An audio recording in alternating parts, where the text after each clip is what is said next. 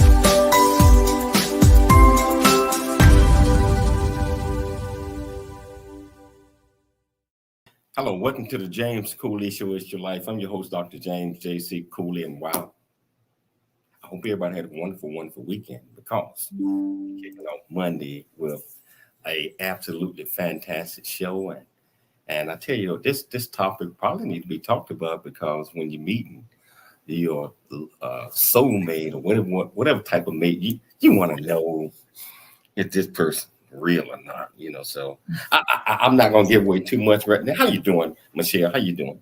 I'm doing fine. Every time you say soulmate, it reminds me of that Jerry Maguire movie. You're my soulmate, you complete me. It just sounds so I'd rather give it another name. Well, I know you complete me, baby. That's all I can say. So but I'm looking forward to the show today. Hey, Todd.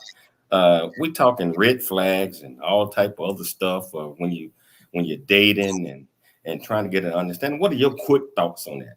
Well, that'll be a great show. I'm going to be taking lots of notes because I'm still in the dating stages here. So I'm looking forward to it. I know we have a returning guest and a friend of the show that I know all our regular listeners will be happy to see both of these people on the show. So it's going to be a great show. I'm looking forward to it. We got two absolutely fantastic individuals. We love them to death. So I'll tell you what, Todd, why don't we just lock everything in, all the platforms, and let's do it. It's about that time. We're still about 10 seconds away. We're locking in all the platforms, the radio station, get all the listeners out there ready to go. You guys ready to go? Let's do it. Here we go. 7 Bible. It's Your Life is sponsored by James J.C. Cooley. Dr. James J.C. Cooley. The James Cooley Show. Hello, welcome to the James Cooley Show. It's your life. I'm your host, Dr. James J.C. Cooley, and I tell you what, we got an absolutely fantastic show coming your way today. Whichever platform that you're watching us on, whether you're watching us on E36 Television, Transfer TV, YouTube, LinkedIn, Twitter, and 68 other live platforms. Welcome to the show. If you want to be part of this conversation, a couple of ways you can do that. You can just go to the platform that you're watching us on, ask any questions that you might have in the comments portion, or pick up the phone and call KCBQ AM 1170 after FM 96.1. 1-888-344-1170. Again, that's 1-888-344-1170. Now, I haven't even told you what the title of the show is. I'm going to let Dr. Michelle Cooley do that. How you doing today? I'm doing great. I'm excited about this topic. We can go on for days, but hey, we only got a certain amount of time, and we got amazing 2 returning guests who are going to just join in the conversation and give their input, and you audience too. Well, I tell you what, why don't you introduce these two returning guests so that we can bring them up on the screen so everybody gets a chance to see them. Okay, first, we'll do ladies first. Dr. Rachel McGlaston. She's an entrepreneur. She is a professor. She is a trailblazer, and we welcome her back to the show. Hello, Rachel. Hello. Thank you so much for having me back. I feel like it's been forever. Yeah, we miss you. We miss you. I think you've been turning us down the last couple of times. No, impossible. Impossible. I would never. Introduce this other absolutely fantastic guest. Oh my gosh, this guy, he's an owner of his own financial services firm. He is a financial advisor, financial consultant. He has a CFP designation and so much more. Welcome back to the show, Joshua Goatsmith. Awesome. I'm so happy to be here. Thanks for having me, the two of you. And nice to meet you, Rachel. I seem to be the only person without a DR before my name. I don't know what's going on here. Maybe I can borrow something. We'll kick you out for it, Joshua. Don't worry. You know, Michelle, I don't think you even mentioned the title of the show, the purpose of the show. I don't think you have. Can you do that? Yes. Well, the title of today's show, audience, is called Red Flags and Green Lights, What to Look For in a Partner. And we're going to talk about lack of communication, transparency, mutual respect and support, controlling or jealous behavior, and emotional availability and empathy, and so many more things that you want to talk about. So I guess we can start with, people out there, they're still looking for that special somebody. And that's a beautiful thing because we all were at the same place. We have spouses, of course, but, we've been part of the dating world, of course, and we have friends who are still looking. I guess I want to start with, when you're looking for a partner, why is it important to have realistic expectations and get rid of those unrealistic expectations? I'm going to start with you, James, and you go around, talk to Rachel and Joshua. Realistic and unrealistic expectations. Well, first of all, I just want the world to know that I chose my soulmate, and she's so realistic. She is so honest. She's so gorgeous, and she's mine. And I just want to just give her a round of applause.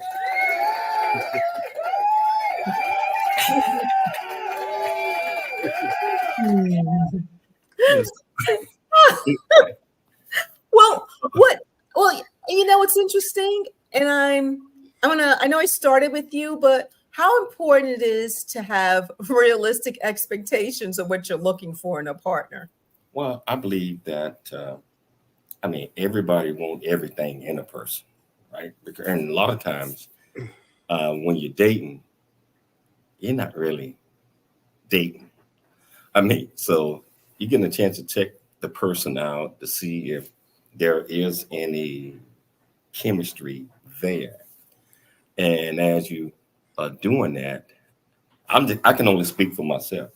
As you see that there might be some chemistry there, you look for other things, like, is the person crazy? Is she gonna fire off the handle? Or whatever that is, and do she interrupt me when I'm talking? All these type of things. Do she get mad at me and just go over someone, don't say that for 2 days?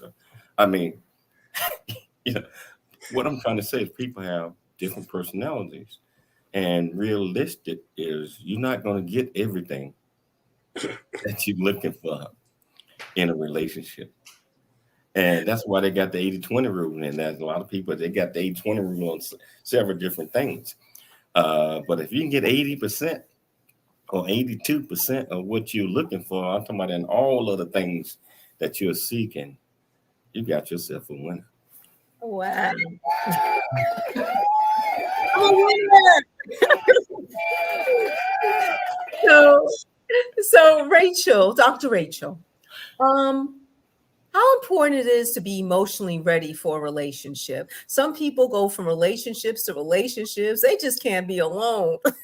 How important is it to be really ready and kind of learn from your past relationships what you want, what you don't want, what you'll tolerate, and what you won't tolerate? What do you think, Dr. Rachel? I mean, I think being emotionally ready and available is probably one of the most important things, at least for the foundation of a relationship. And I think one of the issues that people run into a lot is that they haven't done that work on themselves and with themselves to even understand who it is that they are. You know, kind of tying this back into the last question, how are you supposed to set expectations for another person if you yourself wouldn't be able to meet those expectations? And I think a lot of that has to do with figuring out who you really are, having that time to be introspective, and understanding who you are emotionally, kind of developing yourself further emotionally so that you can then be that person for another person. We were kind of joking a little bit before the show about Jerry Maguire and this whole notion of like, you complete me. And I think that that's another problem that a lot of people have. They go into relationships expecting the other person to be everything that they're not, instead of being two whole and complete people, both coming into a union together. So I think it's of utmost importance to develop yourself emotionally before you get into a relationship. Oh, most definitely. And I agree about that, Jerry Maguire. You complete me. No one can complete you. No one can. It's a line from a movie, people. Joshua. So my question to you is, should a person question themselves if they're attracting the same type of person?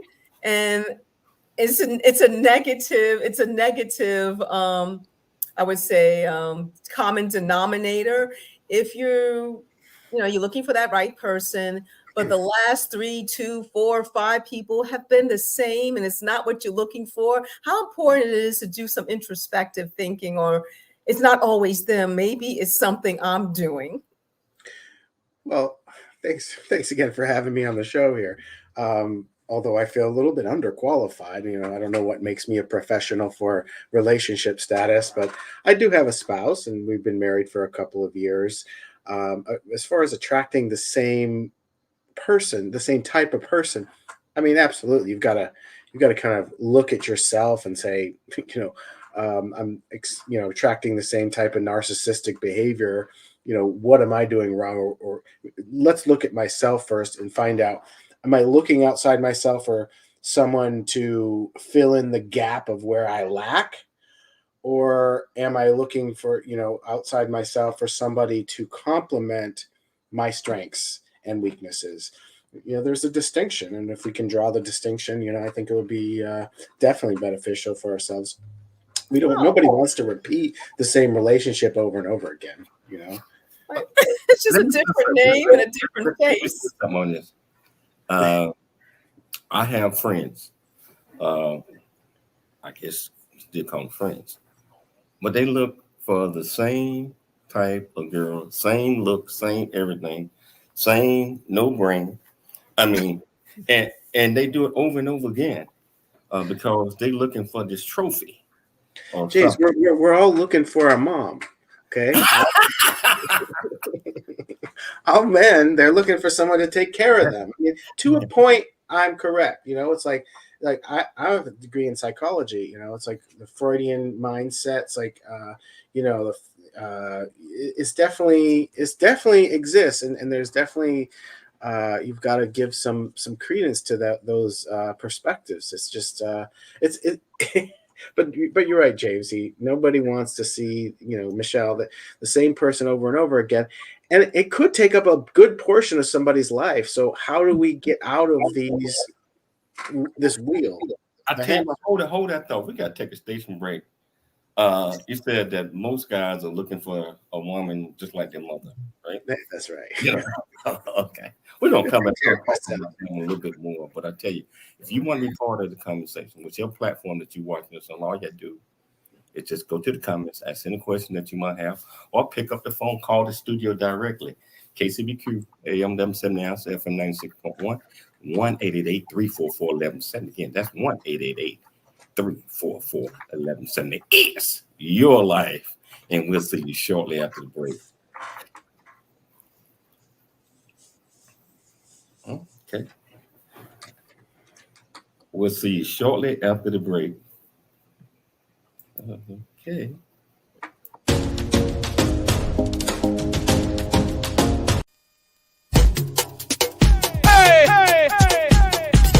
The James Cooley Show. It's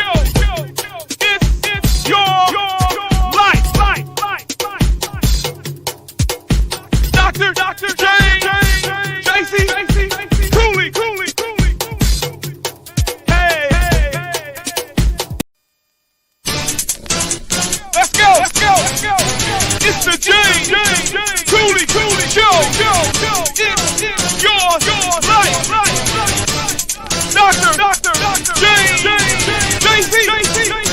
Cooley. All right.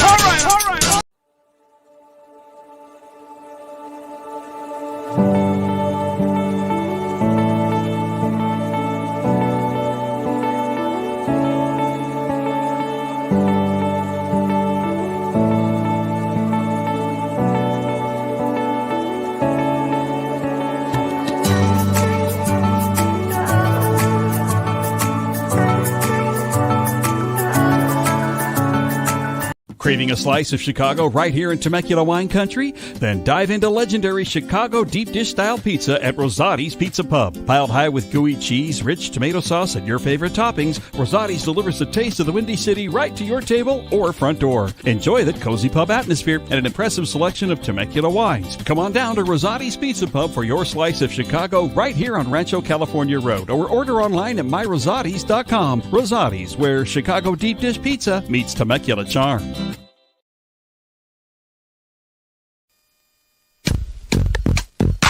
Dr. James JC Cooley. The James Cooley Show. It's your life.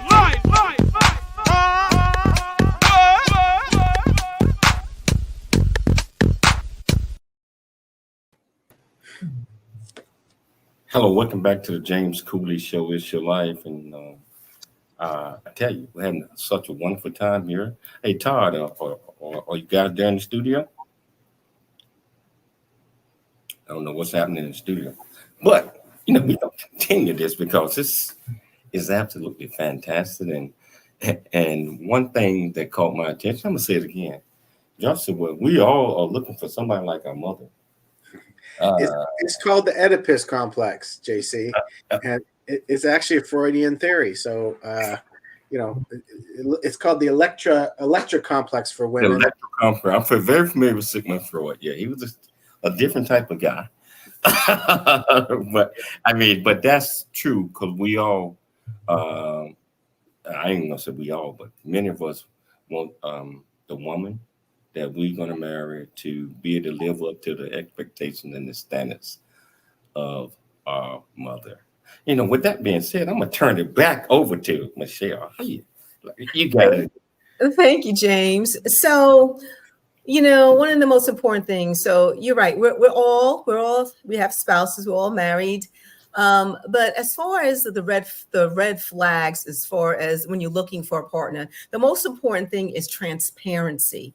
So I totally understand when you meet somebody, they're not going to give you all their contact information because they don't know if you're a stalker, if they know that you are a person that they can be safe with. So I totally understand that.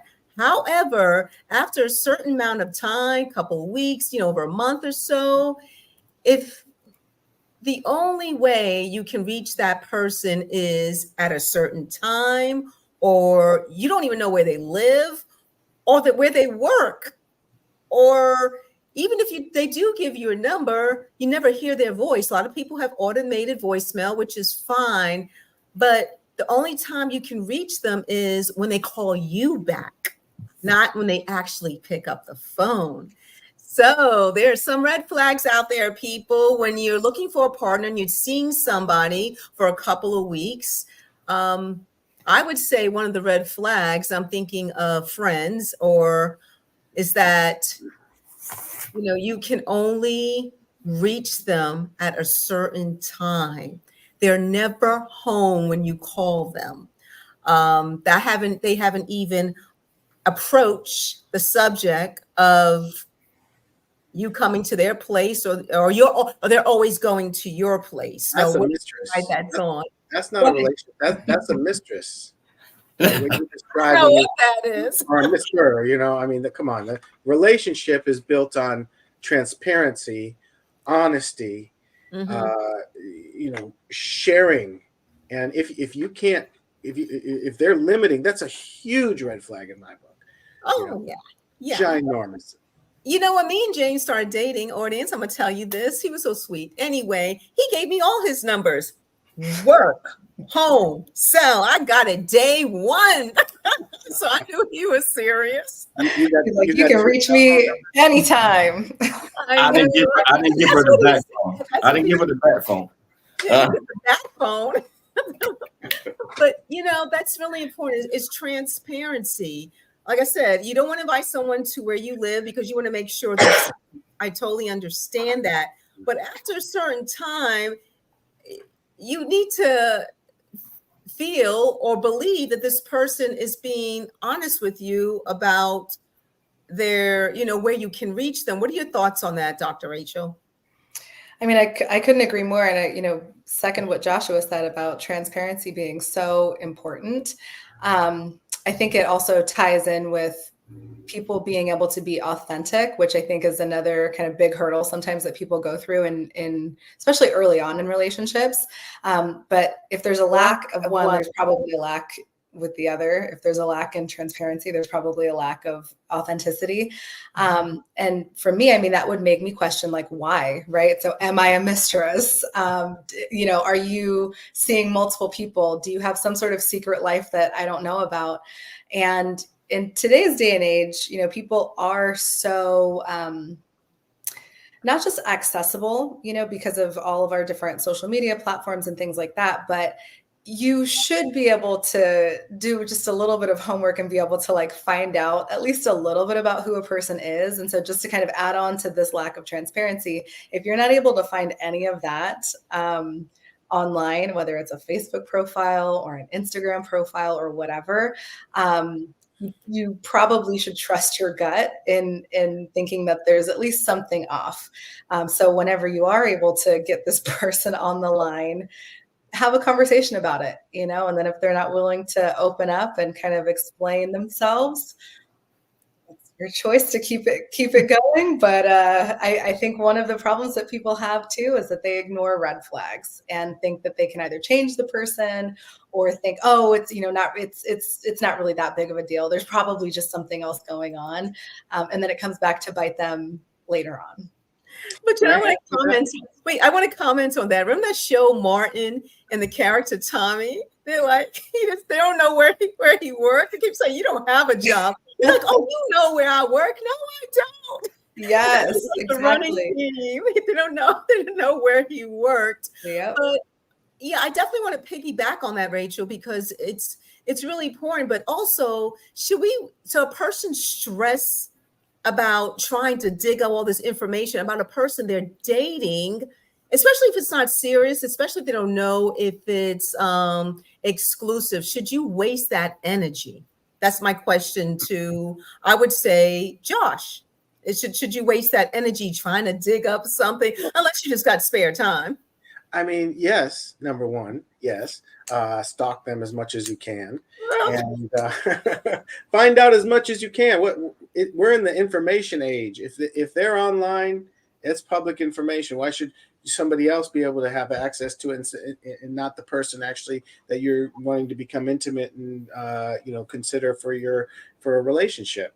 But I wanted to piggyback on also what you said here, Dr. Rachel, is that loneliness is a very real and potent and harmful thing in today's society, because there are so many people in the world, and we're living on top of each other in apartment buildings, and so close to each other, and yet we've never been more distant, it seems, because people are just they're not connecting on the right level. Social media is something that brings people together. It is meant to, I believe, that originally meant to kind of connect people, is actually done the opposite. And so in order to fill that void, to not feel that loneliness, which is a very painful, I don't know, I almost called it a disease, but it's a feeling, right? People will overlook a lot. They will even go in, to the point where, they'll be in denial, even if they see text messages on there, from another woman, or from another man, on their spouse's or their boyfriend or girlfriend's phone. They'll deny it. They'll allow the excuse that person made as the truth, even though that deep inside they know the truth. But they're so searching for that togetherness, and they can't be alone. And it's a very real problem. So something to consider. And that can affect a person's mental health. There's a huge mental health crisis going on. So you're right. People will put up with certain types of behavior because they're lonely. They want that somebody in their life. They want to talk about, oh, my boyfriend or my girlfriend and such, because they want to feel included. They want to feel part of, I would say, a group. I have somebody. So, James, what are your thoughts on that? Okay, I want to go back on a couple of things where, many, and you talk about you can't call them, you can't do this, you can't do that. First of all, from a man perspective, they weren't serious anyway. Secondly, they keep the individual around as party time, or whatever you might want to call that, and communicate with them and create excuse like, hey, I'm a secret agent or something. I can't communicate. I can only communicate with you, or something like that. But it's so important that what Josh and what Rachel just said,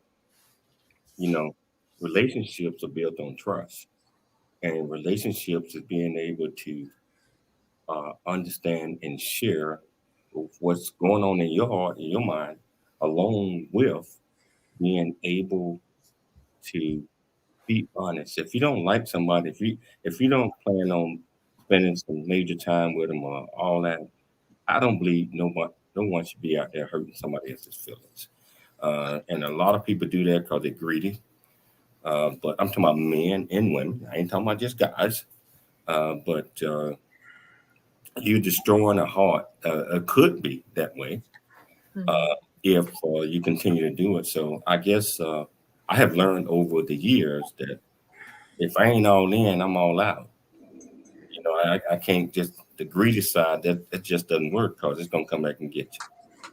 I think it's important too to set those ground rules from the beginning. I think people have a hard time having difficult conversations in the beginning of a dating relationship. But, to what you just said, Dr. Cooley, it's like, if you're the type of person who, if you're not all in, then you're out, but you're dating somebody who is a little bit more open, to being in and out, then maybe you're not compatible, or maybe you are, but you need to have a conversation and kind of come into it like two grown people and talk about these things. And also, if you're that type of person, whichever way it is, remembering that people are only going to treat you how you let them treat you. And so if you're the type of person who doesn't want to be seeing other people, but you're allowing that other person to do to you what you don't want done to you, they're only going to do it as long as you allow it to happen. But a lot of times, not allowing it to happen means having to hold yourself accountable to leave a dating relationship or whatever it is, which, back to Joshua's point, a lot of people don't want to be lonely. And so you got to figure out, you got to get right with yourself one way or another. There's no way of getting around that. It always comes back down to your relationship with yourself. It always going to come back, and we have to take a station break, but we're going to come back. This is getting interesting. And there's so much more that we're going to talk about. What we're talking about, in case you just tuning in, red flags and green lights. what to look for in a partner. And so, and we got two experts here. Experts meaning that they're married, they understand, they're brilliant, and three with Michelle. Yeah, and so if you have any questions or comments that you want to join, ask, all you do, go to the platform that you're watching us on, or pick up the phone, dial 1-888-344-1170. It's your life, and we'll see you shortly after the break.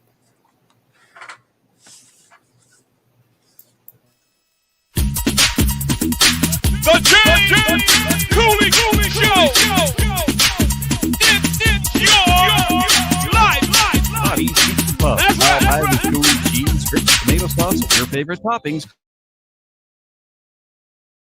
Really get a chance to know who you are. And once you know who you are, you truly know who you are, love who you are. Love who you are. You're a masterpiece. Love who you are. Love who you were born to be. Love me some me.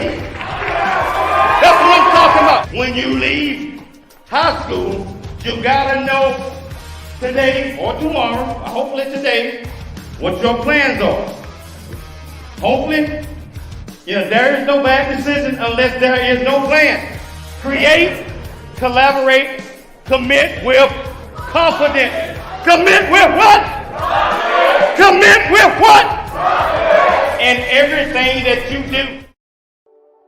Noah Dingley here, producer of The James Cooley Show, It's Your Life. And the new audio version of James' book, Country Boy, City Boy, A Journey That Ain't Over Yet, is a must-have.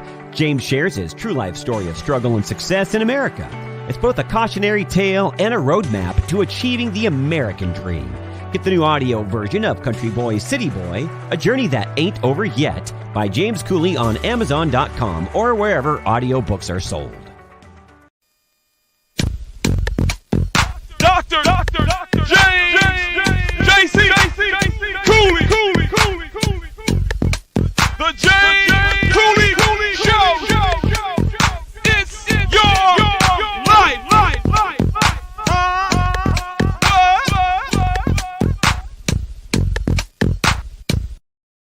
Contribution. There's much truth in A Journey That Ain't Over Yet, as all of us journey through life's precious gift of time. In the new audio version of his book, Country Boy, City Boy, A Journey That Ain't Over Yet, you can join James as he shares his true life story of struggle and success in America. It's both a cautionary tale and a roadmap to achieving the American dream. This is a must listen for anyone who thinks they're stuck in life or needs to understand that their current situation is not their final destination. Country Boy, City Boy, A Journey That Ain't Over Yet is the unfiltered truth to provide hope for the future by challenging you to refuse to become a victim of life's circumstance and dare to become an overcomer, because a bigger, better, and more impactful life awaits you. Get the new audio version of his book, Country Boy, City Boy, A Journey That Ain't Over Yet by Dr. James Cooley on Amazon or wherever books are sold.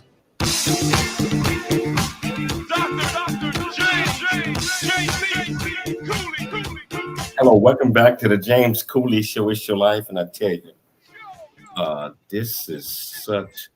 It's a different type of conversation that we normally have, but I think it's important. And when we're talking about red flags, green lights, what to look for in a partner, and on the dating scene or whatever that might mean to you. There's certain things that I hope that people will look for that's creates compatibility, especially if you are planning on being with that person for a while. In my case, a lifetime with my beautiful bride, and I look for a whole lot of things. I did my research.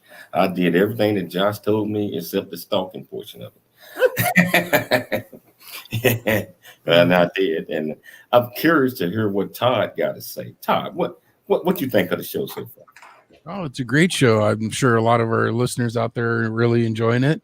I'm taking notes. I'm single, so I'm taking a lot of notes here. And I was curious if you guys are going to eventually talk about dating apps.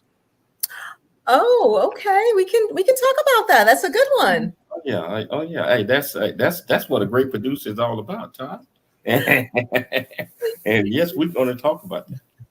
Well, we can talk about that now. Honestly, thanks for bringing that up, Todd. I've never been on a dating site or dating app. You know, nowadays it's different. I kind of look at that as a dating app as, you know, let's say you meet someone at a party, right? Or on the street, at a store, whatever. This is still a stranger to you. Okay. Just like a dating app, dating website, whatever you want to call it, there's still a stranger. But from what I've heard from other people on dating websites or dating apps, people lie about certain things, or they post a picture that's like 15 years. That was 15 or 20. Hey, let me talk about dating apps. No, wait a minute. 15. We got to get our guests first. 15 or 20 years ago. So let's start with you, Rachel. What do you think of dating apps, dating websites, the pros and cons, in your opinion? I mean, what a time to be alive.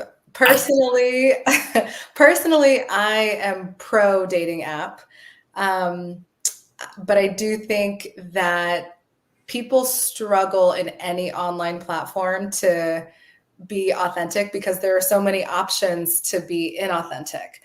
Whether we're talking about the use of filters on things like Instagram and Snapchat and TikTok and whatever else, or the ability to upload old pictures onto a dating app profile.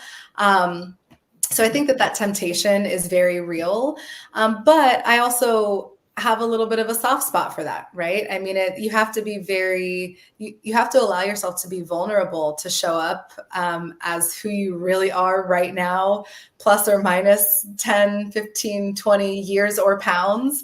And that can be really hard, you know, when you're trying to meet somebody. And the only thing that they have to judge you off of is a picture. And a profile, you know, or a bio. And so with that, I do think that it's important to put your best self out there in terms of your bio if you're using dating apps, and try your hardest to put up accurate pictures and information. And also, you know, treat people on the apps the way that you would want to be treated. I think one of the biggest things that I've heard about, besides like the catfishing, which is, you know, showing up as a completely different person than who you actually are, is how easy it is to ghost people. And that's not just on dating apps, but you know, you get somebody's contact information and then you never see or hear from them again. I think that these platforms make it really easy to do that, but nobody wants to be ghosted. So my final thoughts on that are just show up as authentically as you possibly can. Treat other people in the app the same way that you would hope to be treated. And don't be afraid to be who you really are today on these apps.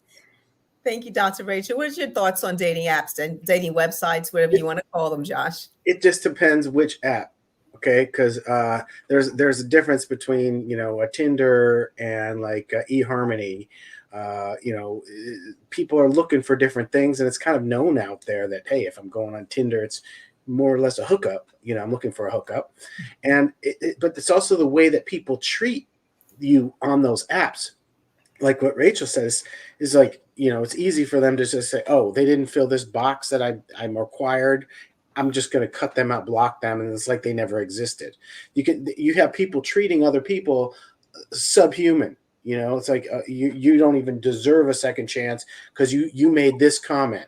Well, you know, people are judging people so fast, and I'm not really for dating apps. Maybe because of the fact I was at Match.com, and I met someone at Starbucks, and I couldn't figure out if they were a man or a woman.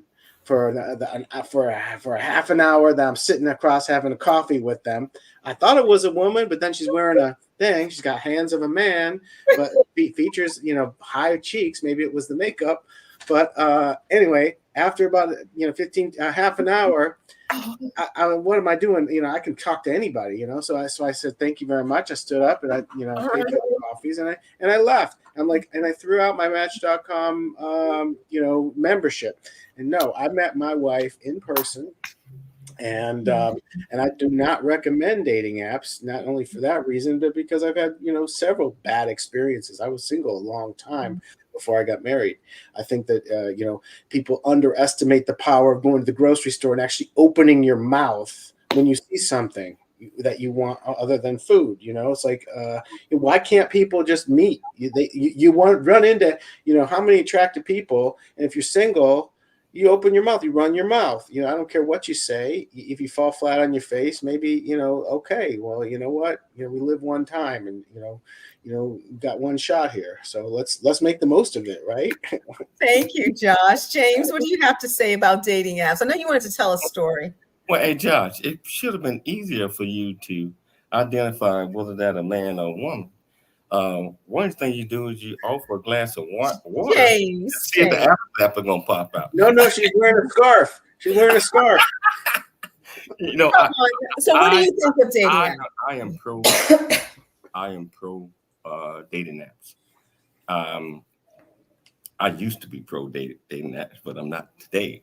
But I had some good experiences and bad experiences with dating apps. And one of the things that Rachel brought up a few minutes ago is you have to be authentic in your profile and what you are doing and what you're looking for, whatever. I mean, I can remember, and I told you about this, Michelle. It was at a Starbucks, met this girl, and the profile pictures and all that stuff that she had posted was probably like 20 years ago. I did not know that. I did not know that. But I met her at this place, and actually, she probably, like Rachel, you mentioned this, 20, 30 pounds heavier, all that, and nothing that she had put in her profile was right. Kind of got turned off a little bit about that one, but being authentic and being honest and truthful what you're looking for is so important in everything we do. So I don't think anything is wrong with dating apps as long as you do your research. And I tell you, we're going to take a station break.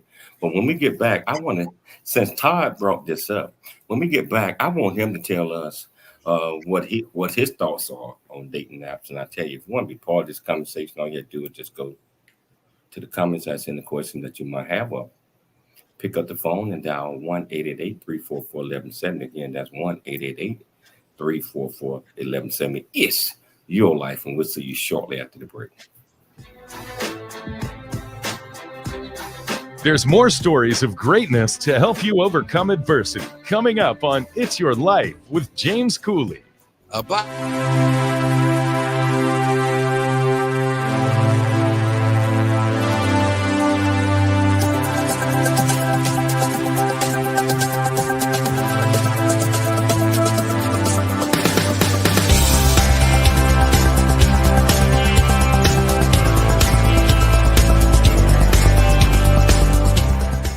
Hello, I'm Dr. James J.C. Cooley from the United States of America, and I am here to just say, first of all, I'm so happy and honored to be honored to be in the Coffee Book 2023, Unified Brain Z and the other organizations. Thank you so much for giving me an opportunity to be a part of this collection.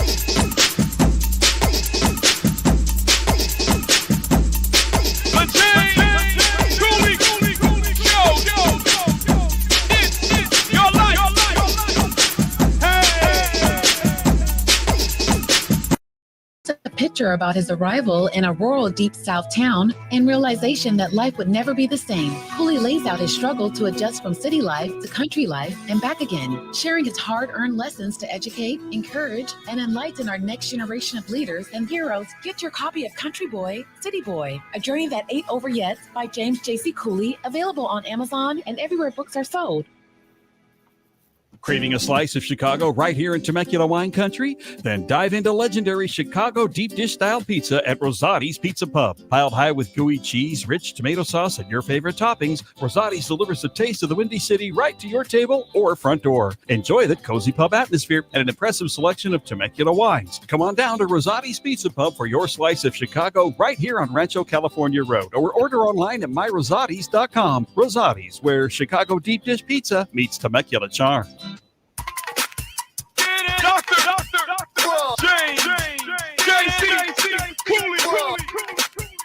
Hello, welcome back to the James Cooley Show. It's your life, and I'll tell you, thoroughly enjoying this conversation about red flags and green lights and what to look for in a partner. And I tell you, I mean, we have talked about a lot of things right here, but before we get to the next segment, I tell you, Rosati Pizzas, Temecula, Rosati Pizza Pub.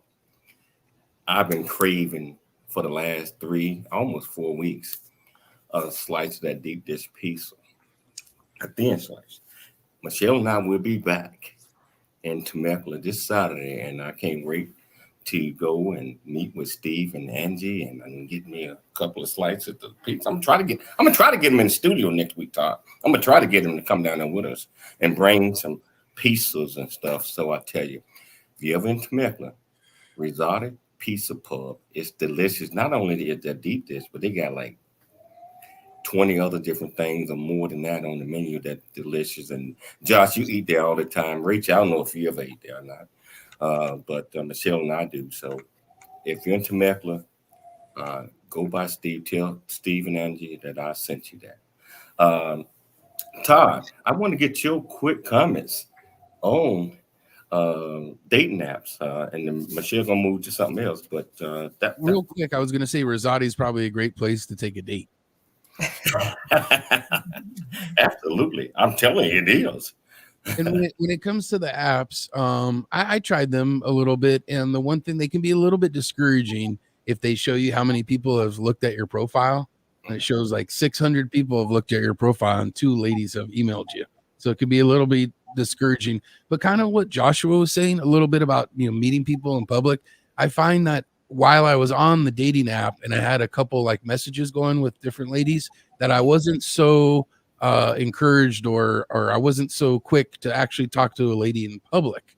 And so when I deleted those apps, and now when I'm in public and I see somebody that looks interesting or whatnot, I approach them and start a conversation. So I think it could work for somebody, but just like anything else, it could work for some, not for others. So that's my opinion.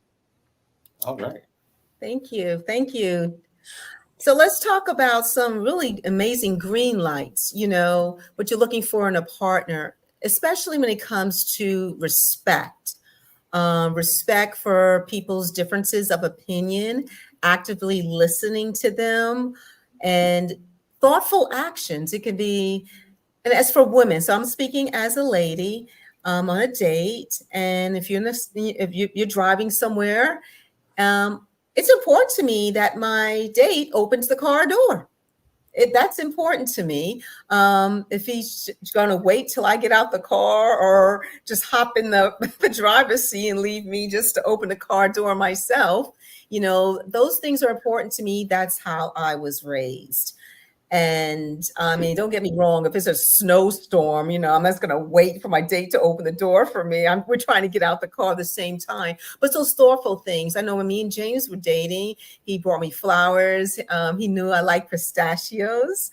And so he always bring them because I lived in Atlanta at the time. He lived in Texas. So when he came to Atlanta, I always made sure he had Gatorade and Powerade because he's a Gatorade and a Powerade guy. But it's just those little thoughtful things. And I learned so much about him. on the phone for hours. No, kid you not. And it wasn't a strained conversation. It was just naturally flowing. So Rachel, what is your comments on just active listening and just being thoughtful when you're seeing somebody? I think it's important to develop empathy just in general, because all the things that you were saying just now, what I was hearing was that person has an understanding of the little things that you like and how it's probably going to make you feel to show up at this person's house and there's Gatorade there that normally isn't there, but they know that you're coming. There are pistachios there. Like, they don't necessarily like pistachios, but it's taking action on those little things, not just knowing them and hearing them, but taking action with the understanding of how that's going to make that other person feel. And I think that empathy is something that a lot of people struggle with in general. Even when you think about, I think you were mentioning in starting this line of questioning, active listening. I think if a person struggles with active listening, they also probably struggle with empathy in general, because if you don't have the capacity to sit there and listen to what the person is saying for the sheer fact of curiosity and wanting to hear more from that person, and you're focusing on what you're going to say next, you're not really putting yourself in that person's shoes. You're not really taking the time to hear what that person is saying. You're just thinking about yourself, and that's kind of the opposite of empathy.